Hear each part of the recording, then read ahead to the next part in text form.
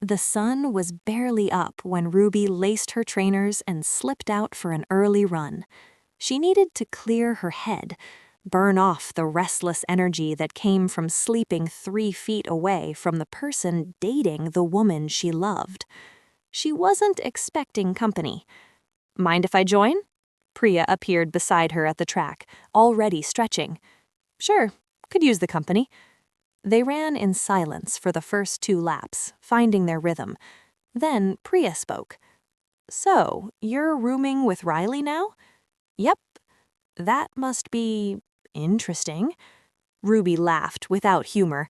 "That's one word for it." Another lap in silence. "Can I ask you something?" Priya said. "And you can tell me to mind my own business if you want." "Go ahead." "The way you look at Lex sometimes, it's the same way I look at Maya." Ruby's stride faltered for just a second before she recovered. "That obvious?" "To someone who knows what to look for, yes." Priya's voice was gentle. "For what it's worth, I don't think anyone else has noticed." "Except Riley." "She knows?" "Hard not to, considering she's the one Lex chose." Ruby's voice cracked slightly. "They're together. Have been for a couple weeks now, I think. Maybe longer." Priya was quiet, processing. "And you're rooming with her? God, that's rough." "It's fine. She's nice, trying to be respectful about it. And Lex is happy, which is what I wanted for her, even if—" Ruby stopped running, hands on her knees, breathing hard. "Even if it hurts like hell." Priya stopped too, put a hand on Ruby's shoulder. "I'm sorry." "Don't be. Hearts are stupid. They want what they want." Ruby straightened up. "What about you and Maya?" "What about us?" "Does she know that you have feelings for her?" Priya's laugh was bitter. "Maya doesn't notice anything that isn't directly football related. She's the most oblivious person I've ever met. I could probably confess my undying love and she'd think I was talking about pizza." Despite everything, Ruby smiled. "So we're both pining after people who don't feel the same way." "Looks like it." "Want to be miserable together?" "Absolutely." Priya held out her hand. "Heartbreak solidarity?" Ruby shook it. "Heartbreak solidarity." They finished their run together, and something felt lighter. Not better, but less alone. Riley was trying to focus on position drills when Mark appeared at her elbow again. "Hey, Riley, got a second?" She suppressed a sigh. "I'm kind of in the middle of training, Mark." I know. Just wanted to say, I know you said no, but I think maybe you didn't really mean it." Riley stopped, turned to face him fully. "I absolutely meant it." "Come on, we'd be great together. Everyone thinks so." "I don't care what everyone thinks." "Is it the timing? Because I can wait. We can take it slow." "Mark," Riley's voice was firm now. "I said no. That's not going to change. I need you to respect that." His expression shifted, something uncomfortable crossing his face. Embarrassment, maybe, or anger. "Is there someone else?" "That's none of your business. Because if there is, you should just say so, instead of leading me on." "Leading me on?" Riley's temper flared. "I turned you down, clearly. How is that leading you on?" "You said you needed time to think about it first, in the cafeteria." "Because you put me on the spot in front of everyone, and then I gave you a clear answer the next day. No means no, Mark." He looked genuinely offended now.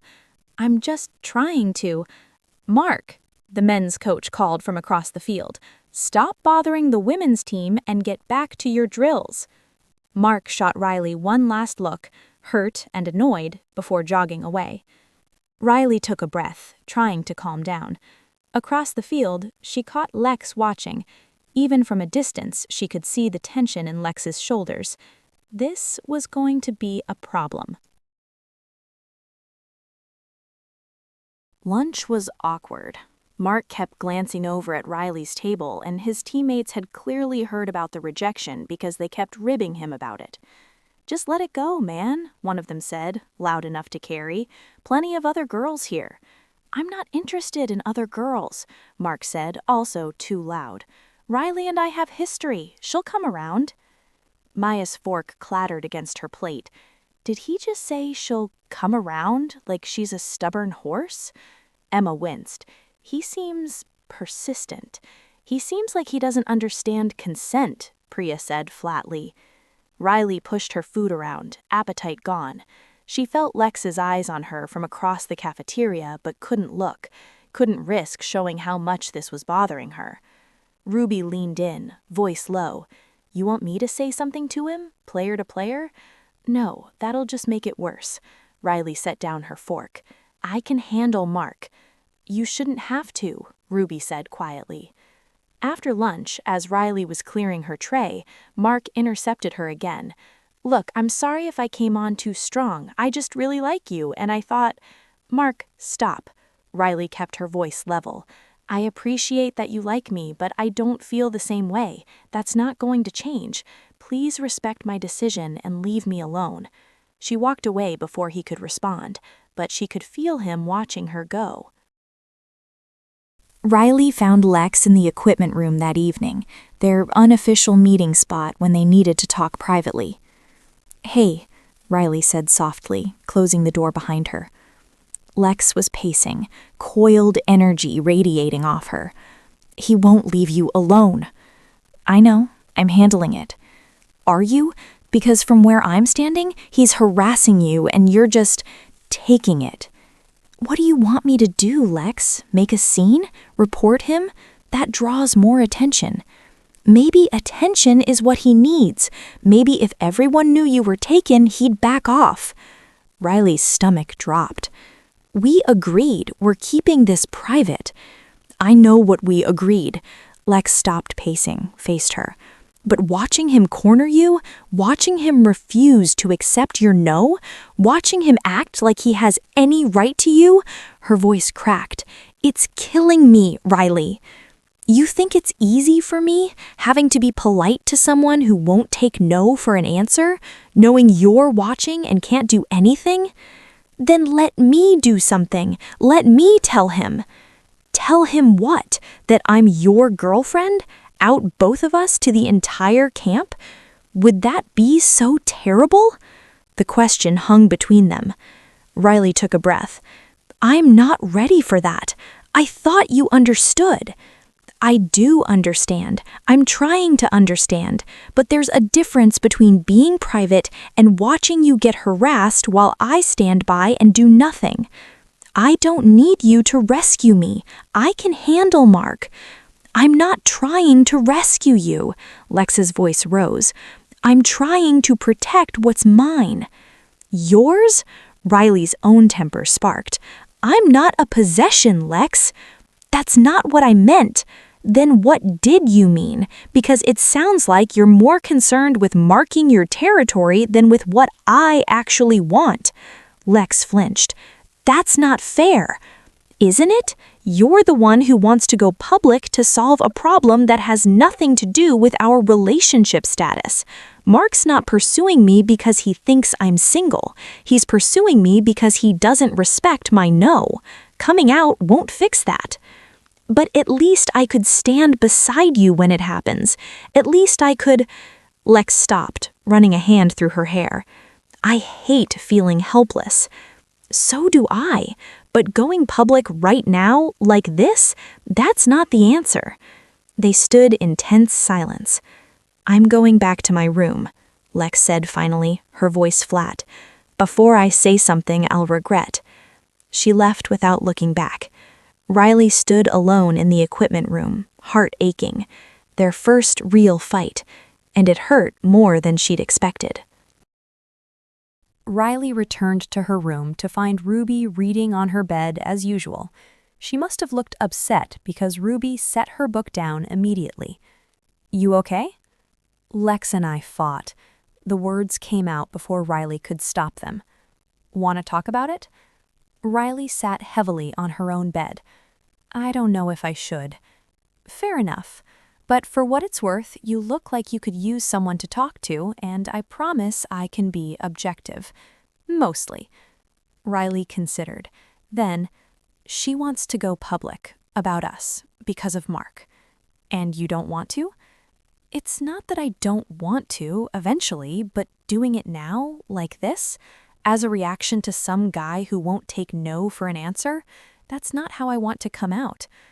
Nodded, slowly. That makes sense. Does it? Because Lex made it sound like I'm ashamed of her. Are you? No, God no.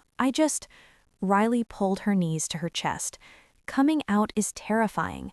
Family, media, sponsors, fans. Everyone will have an opinion. Everyone will think they have a right to comment on my relationship, my sexuality, my life. And I'm not ready for that yet. Have you told Lex that? Exactly like that? I tried, but we were both angry and it came out wrong. Then try again, when you're both calmer. Ruby's smile was sad. For what it's worth, I think Lex isn't really angry that you won't go public. She's angry that she can't protect you from Mark, and she's expressing it badly because she's not good at feelings. How do you know that? I've known her for 3 years. She goes into fix-it mode when she cares about someone and can't solve their problem. It comes out as control, but really it's just fear. Riley looked at her roommate, this woman who loved Lex, who was being kinder than she had any right to be. Thank you, Riley said quietly, for being so decent about all this. Don't thank me yet. If you hurt her, I reserve the right to be significantly less decent. Despite everything, Riley smiled. Fair. Riley texted Lex at 8.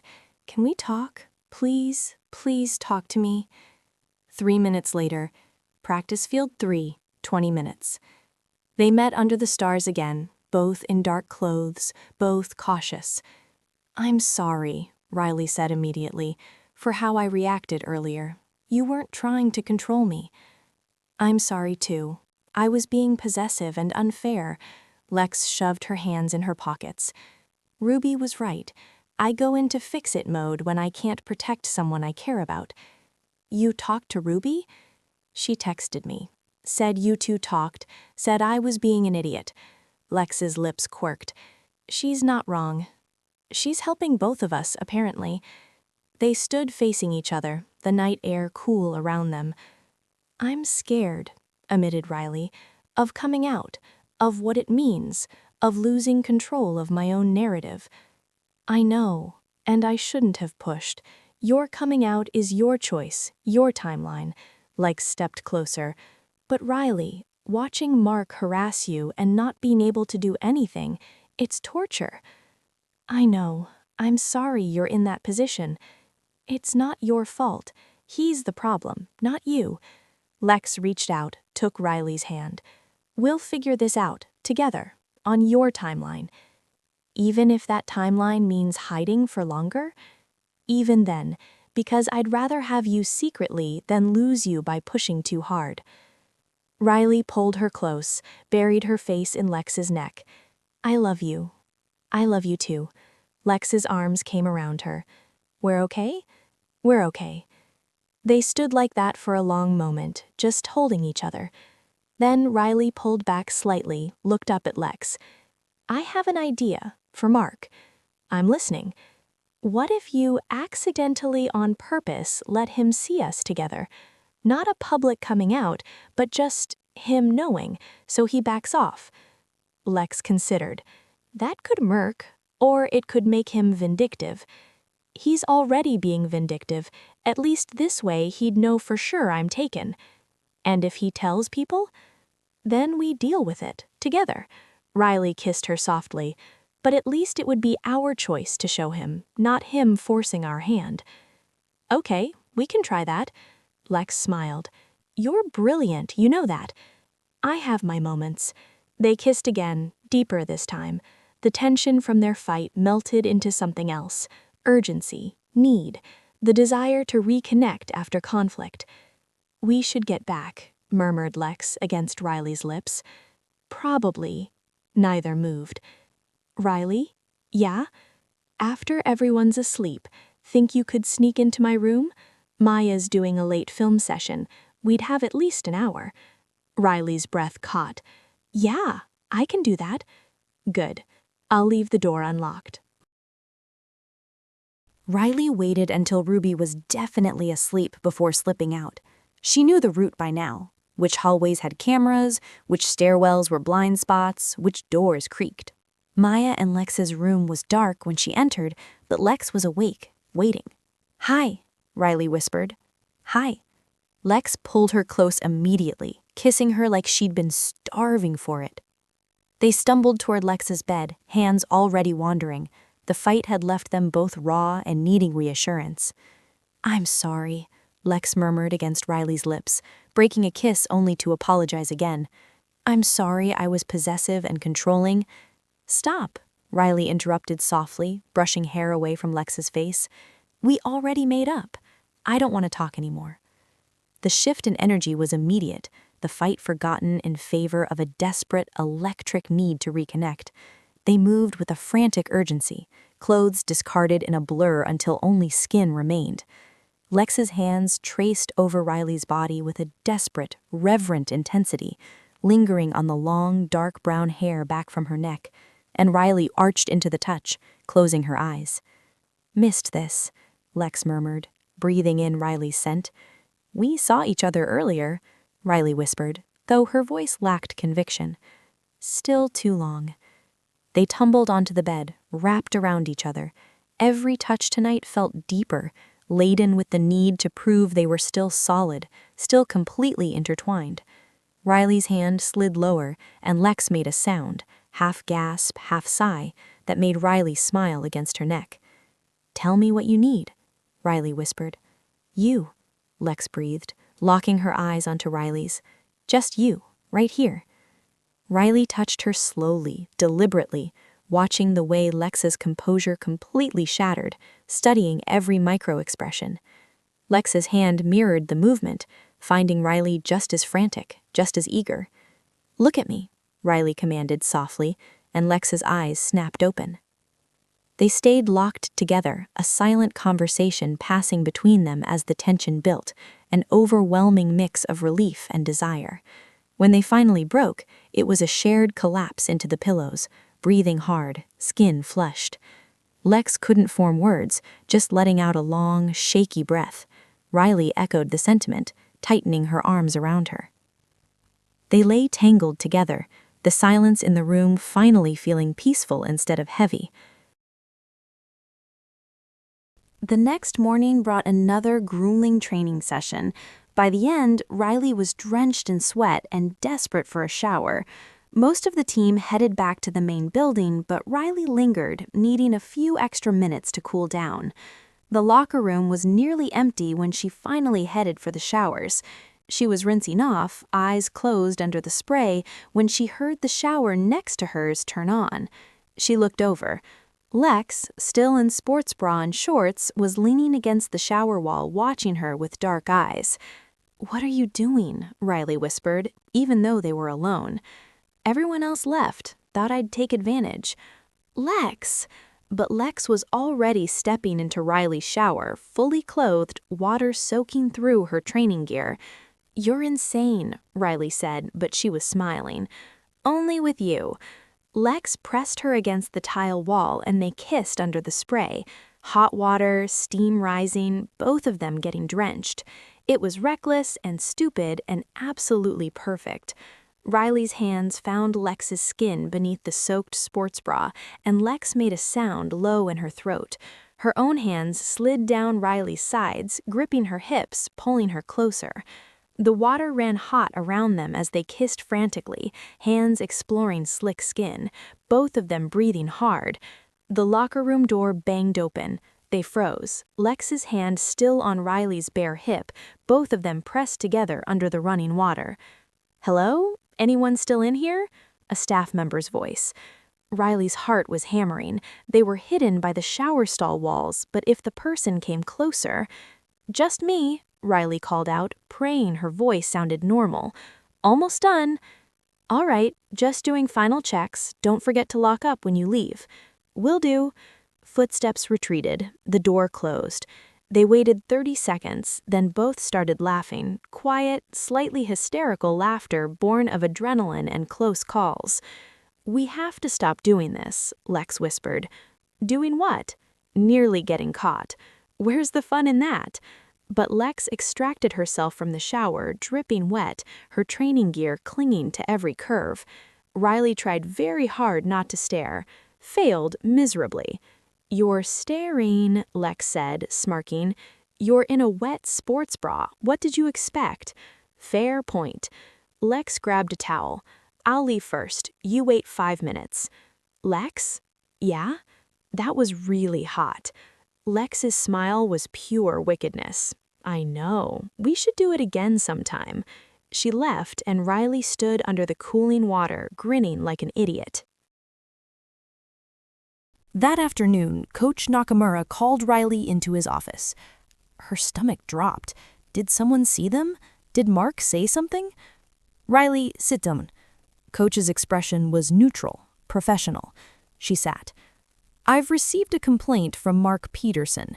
He says you've been sending mixed signals, leading him on." Riley's jaw dropped. "That's not true. I turned him down, clearly. He says you initially said you needed time to think about his offer, then rejected him without explanation." "Without explanation? I told him I wasn't interested. That should be explanation enough." Coach held up a hand. "I'm not here to mediate a relationship dispute. I'm here because Mark claims your rejection is affecting team morale and his performance." "His performance? How is that my fault?" "It's not, but I need to ask, is there any reason you can't maintain a professional distance from the men's team players?" Riley's temper flared. "I am maintaining professional distance. Mark is the one who won't accept my no." Coach studied her for a long moment. "All right, I'll speak with him about respecting boundaries. But Riley, be aware that any drama between teams reflects poorly on both programs." "I understand." She left his office furious and shaking. Riley found Lex immediately after, pulling her into an empty meeting room. "What happened?" Lex asked, seeing Riley's expression. "Mark complained to Coach, said I was leading him on, said it's affecting his performance." Lex's face went cold. "He what?" "Coach asked me to maintain professional distance, like this is somehow my fault. That's bullshit, complete bullshit." "I know." Riley was pacing now. "I said no, multiple times. What more does he want?" "He wants to punish you for rejecting him." Lex's voice was sharp. "This is retaliation." "Well, it's working. Now Coach thinks I'm causing drama." They stood in frustrated silence. "Your plan," Lex said finally, "about letting Mark see us together. I think we should do it, soon." "Are you sure?" "He's already causing problems. At least if he knows for certain, maybe he'll back off. Or he'll make it worse. Then we deal with it, together." Lex took Riley's hands. "But I'm tired of watching him harass you, tired of him thinking he has any right to you." Riley nodded slowly. "Okay, let's do it. Tomorrow night after training, we make sure he sees us together, unmistakably together. And if he tells people, then we control the narrative before anyone else can." Lex's ice blue eyes were determined. "We do this our way." Riley kissed her, quick and fierce. "Our way. I like that." That evening, Ruby found Priya on the track again. "Twice in 1 week. People will talk," Priya teased. "Let them. I need someone sane to talk to."